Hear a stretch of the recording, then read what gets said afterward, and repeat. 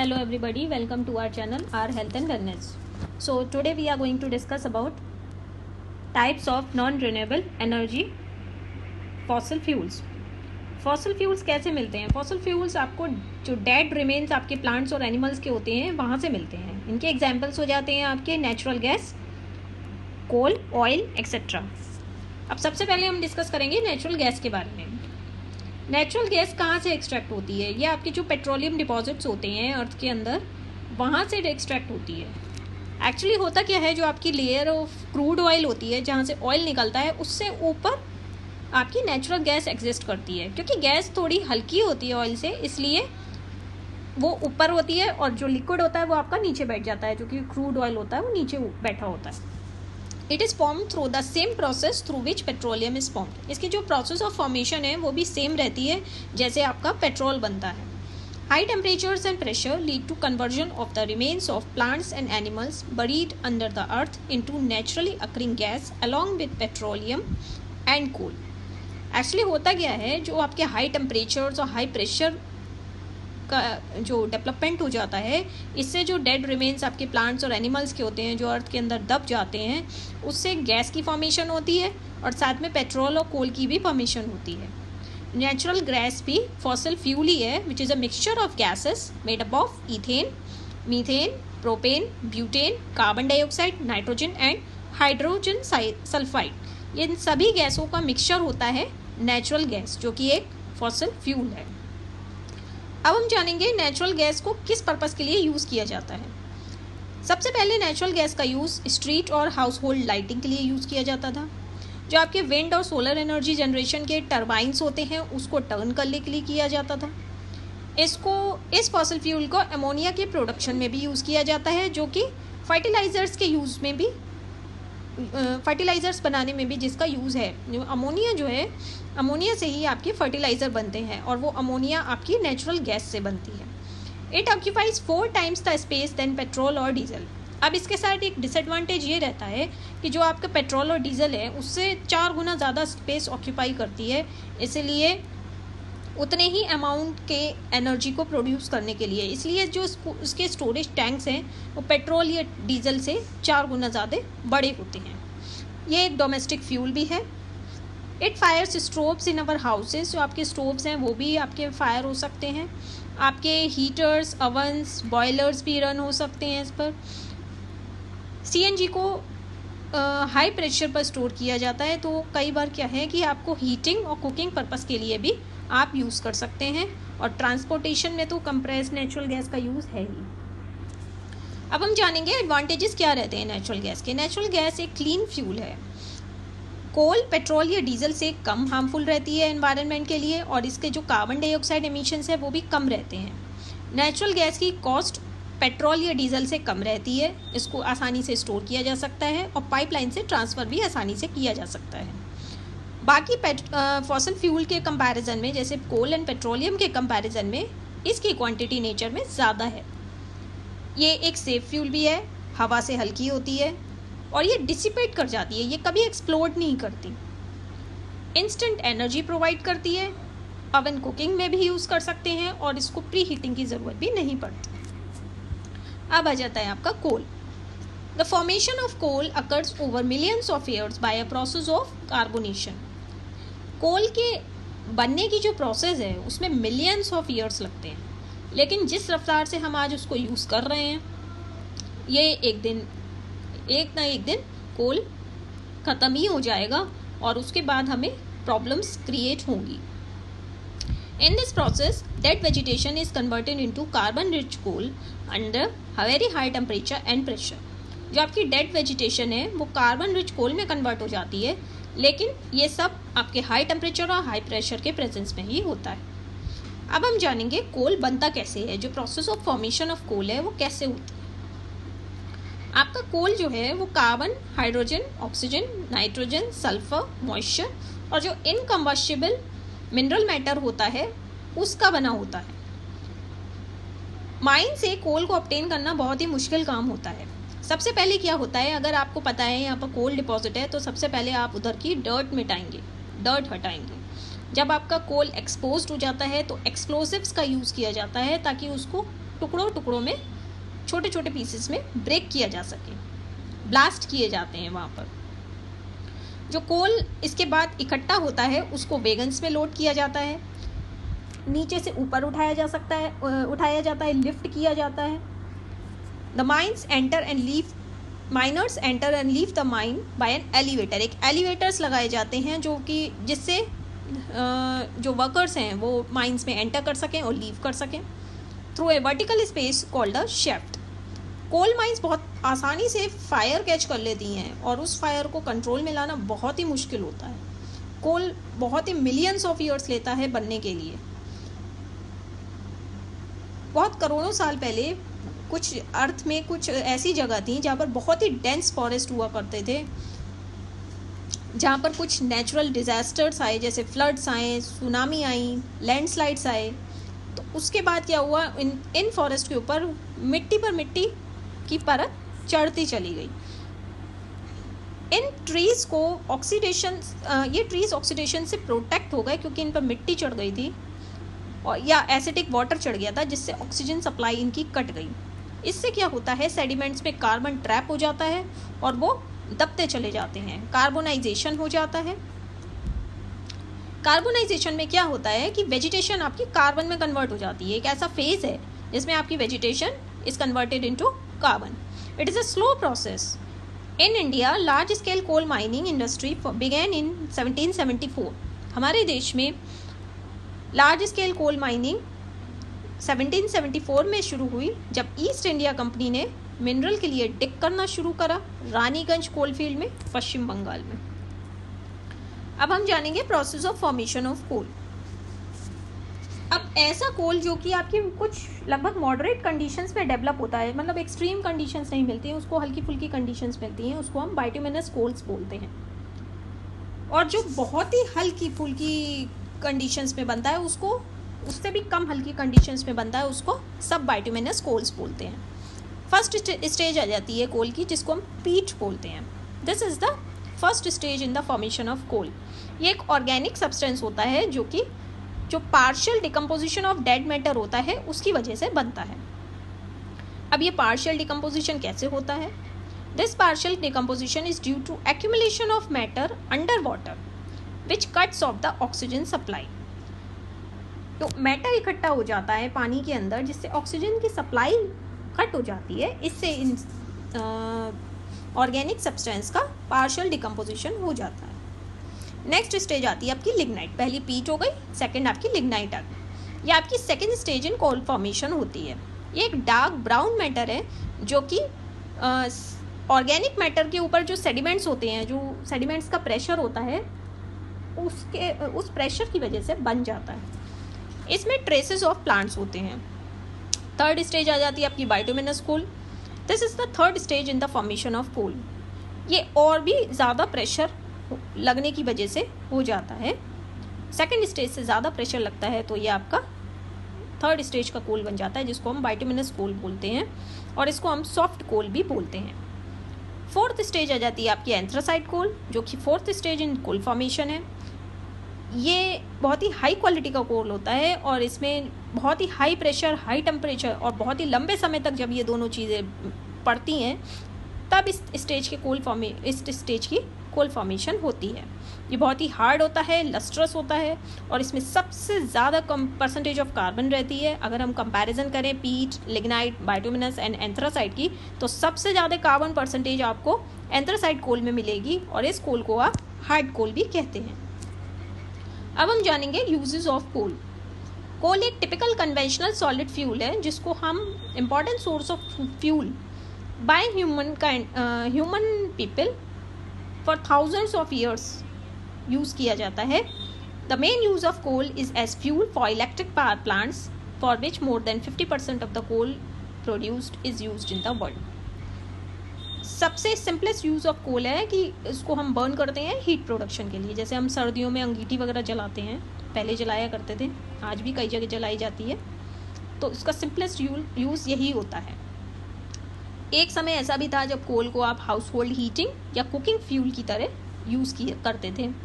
Other uses of coal that may be important in the future are production of liquid fuel by direct or indirect liquefaction to replace fuels made from petroleum, या methanol के production में भी use कर सकते हैं जो कि gasoline का आपका सब्सटीट्यूट हो सकता है, या आप कोल से सिंथेटिक गैसेस भी बना सकते हैं। कोल के एडवांटेजेस ये रहते हैं कि ये ज़्यादातर वर्ल्ड के ज़्यादातर हिस्सों में अवेलेबल है और एक ये efficient means of producing electricity है। डिसएडवांटेजेस आपके कोल के ये रहते हैं कि इससे पॉल्यूशन के चांसेस रहते हैं, बहुत ही बल्की होता है ट्रांसपोर्टेशन के लिए, और इसका जो डिस्पोजल ऑफ ऐश है, जो इसकी ऐशेस होती हैं, उसका डिस्पोजल बहुत ही डिफ़िकल्ट होता है। अब हम जानेंगे इन्वायरमेंटल इश्यूज रिगार्डिंग कोल। जब आप कोल को बर्न करते हैं तो harmful green house gases release होती हैं, जैसे methane, oxides of sulphur and carbon dioxide. Whether underground और open cast coal mines can not be used after death. Coal mines दो तरह की होती हैं, एक होती है अंडरग्राउंड जो कि ग्राउंड के अंदर होती हैं, और एक होती है ओपन। तो ये दो तरह की आपकी कोल माइन होती हैं। अब जो ओपन माइंस होती हैं, ये ओपन पिट जो होती है अर्थ में, वहाँ से कोल एक्सट्रैक्ट किया जाता है। अंडरग्राउंड माइंस आपने मूवीज़ में देखी होंगी, जो अंडरग्राउंड माइंस में लोग वर्क करते हैं, कई बार वहाँ ब्लास्ट हो जाते हैं, कोलैप्स हो जाती हैं, और कई बार लोग ट्रैप हो जाते हैं। तो इसी तरह से अंडरग्राउंड माइंस कोलैप्स हो जाती हैं, माइनस ट्रैप हो जाते हैं, और अगर बड़े बड़े कोलैप्सेस होते हैं तो उससे अर्थक्वेक का रीज़न भी बन जाते हैं। When open cast mines are dug, a large number of trees and vast tracts of topsoil are lost. Obviously, जब आप जो ओपन माइंस हैं वहाँ पर आप डिगिंग करते हैं तो बहुत सारे ट्रीज़ को आपको कट करना पड़ता है, टॉप सॉइल आपकी बहुत ज़्यादा लॉस हो जाती है, और अगर एक लेयर कोल की आप हटाते हैं तो जो ग्राउंड है वो कमज़ोर हो जाता है, वो कोलैप्स भी कर सकता है। कोल माइंस में ज़्यादातर डस्ट भरी होती है और वहाँ पर जो भी वर्कर्स वर्क करते हैं वहाँ पर उन्हें एयर पोल्यूशन और नॉइज़ पोल्यूशन को बहुत ज़्यादा फेस करना पड़ता है। जितने भी आपके फॉसिल फ्यूल्स हैं वहाँ पर सल्फ़र भी मिलता है, उसको आप स्क्रबिंग से रिमूव कर सकते हैं। स्क्रबर से लगभग आप 98% ऑफ सल्फ़र ऑक्साइड्स रिमूव कर सकते हैं, बट ये बहुत ही एक्सपेंसिव प्रोसेस होता है। नेक्स्ट आ जाता है आपका पेट्रोलियम। पेट्रोलियम आपका dark brownish to green coloured viscous liquid fossil fuel है। इसकी बहुत ही स्ट्रॉन्ग फाउल स्मेल होती है क्योंकि जो इसमें सल्फर कंटेनिंग कंपाउंड्स रहते हैं। इसको हम कॉमनली क्रूड ऑयल भी बोलते हैं। किसी भी देश की इकोनॉमी आपकी पेट्रोलियम वेल्थ है उस पर डिपेंड करती है, इसीलिए आप पेट्रोलियम को ब्लैक गोल्ड भी बोलते हैं। नेक्स्ट आ जाता है आपका ओरिजिन ऑफ पेट्रोलियम। पेट्रोल एक complex mixture of solid, liquid and gaseous hydrocarbons का होता है, जिसमें सॉल्ट वाटर और अर्थली पार्टिकल्स भी मिक्सड होते हैं। ये हमेशा जो आपके दो इम्परवियस रॉक्स होते हैं उनके बीच में ट्रैप हुआ मिलता है। इसके एडवांटेजेस ये रहते हैं कि इसका ट्रांसपोर्टेशन बहुत इजी होता है, उसको पाइपलाइंस या टैंकर से आप ट्रांसपोर्ट कर सकते हैं। इसके मल्टीपल यूजेस होते हैं इंडस्ट्रीज़ में, जैसे lubricant, soaps, paints and emulsions etcetera.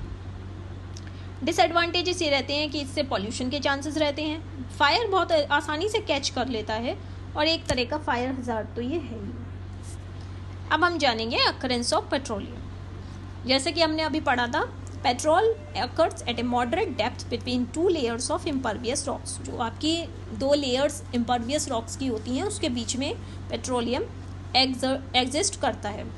Petrol आपका पानी से लाइट होता है, इसीलिए पानी के ऊपर फ्लोट करता है। जो भी चीज़ पानी से हल्की होगी वो पानी के ऊपर फ्लोट करेगी, और जो हैवी होगी वो बैठ जाएगी। अब हम जानेंगे drilling of oil wells. The hole is drilled in the earth crust. Earth crust में एक होल ड्रिल किया जाता है, और जब आप रॉक कैप तक पहुंच जाते हैं तो सबसे पहले नेचुरल गैस बाहर निकलती है, बहुत ही ज़्यादा प्रेशर से। जब उसका प्रेशर कम हो जाता है फिर पेट्रोलियम फ्लो करना स्टार्ट कर देता है due to the pressure of natural gas. Next आ जाता है आपका रिफाइनिंग ऑफ पेट्रोलियम। पेट्रोल एक मिक्सचर होता है कई तरह के हाइड्रोकार्बन्स का। इसमें आपका वाटर, सॉल्ट और रॉकी मटेरियल्स भी मिक्स्ड होते हैं। तो अगर आप पेट्रोल के डिफरेंट कंपोनेंट्स को सेपरेट करते हैं एक दूसरे से, तो इस प्रोसेस को हम रिफाइनिंग ऑफ पेट्रोलियम कहते हैं। इस प्रोसेस को हम कहते हैं, जो सेपरेशन होता है, प्रोसेस ऑफ सेपरेशन होता है, इसको हम फ्रैक्शनल डिस्टिलेशन कहते हैं। ये इस फैक्ट पर बेस्ड है कि जितने भी प्रोडक्ट्स होते हैं आपके पेट्रोल के, उनके बॉइलिंग पॉइंट्स डिफरेंट होते हैं। तो जब आप एक पर्टिकुलर बॉइलिंग पॉइंट पर आते हैं तो एक पर्टिकुलर प्रोडक्ट आपका निकलता है, क्लीन आउट हो जाता है। सेपरेट हो जाता है।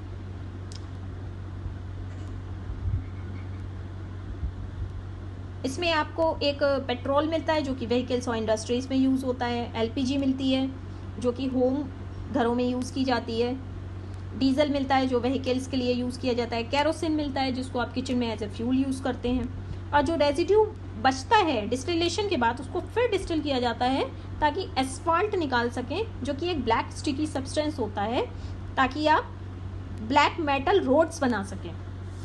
जो सड़क पर जो ब्लैक कलर का मटेरियल डाला जाता है जब नई सड़क बन रही होती है उसको आप एस्फाल्ट बोलते हैं।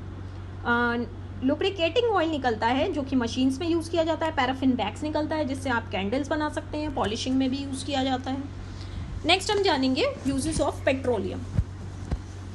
पेट्रोल प्रोडक्ट्स को आप एज ए फ्यूल यूज़ करते हैं, लुब्रिकेटिंग ऑयल्स यूज़ करते हैं, वैसलीन वो भी एक पेट्रोलियम जेली होती है, पैराफिन वैक्स जिससे आप कैंडल्स बनाते हैं, पॉलिशिंग के लिए यूज़ करते हैं।